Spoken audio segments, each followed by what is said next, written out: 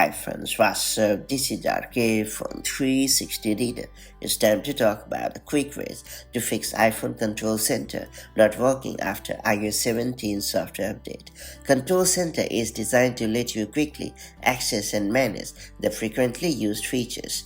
Hence, you don't have to dive deep to find the features you need to use time and time again. Sadly, iPhone Control Center is not working for a good number of users after the iOS 17 software update.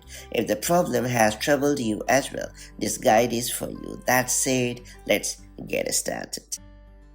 First and foremost, I would recommend you to learn how to bring up the control center on your iPhone. Note that on iPhone with the Face ID, you need to swipe down from the top right corner of the screen to access the control center.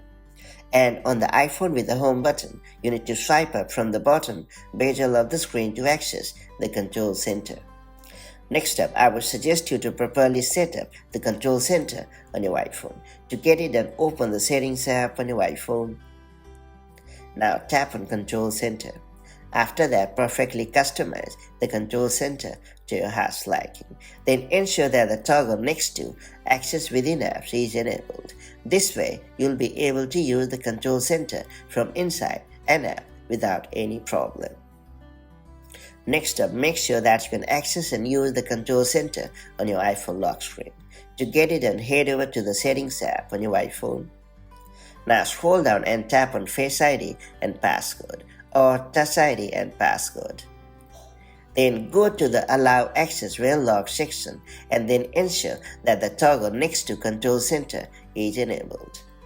Up next, it's time to reboot the iPhone. If the Control Center is not working due to a minor software glitch, restarting the device can help you fix the problem.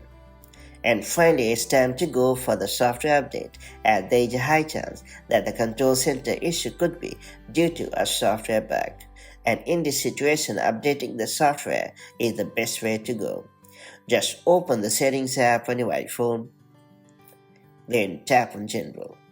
After that, tap on Software Update, and finally download and install the latest iteration of iOS, and that's pretty much it. So, these are the best tips and tricks to fix iPhone Control Center not working in iOS 17 or later. Hopefully, you have gotten a better of the problem. That's all there is to it. If you found this video helpful, do like and share it, and I'll see you in the next video with more such handy iPhone tips and tricks. Till then, stay safe and have a great time. Bye bye.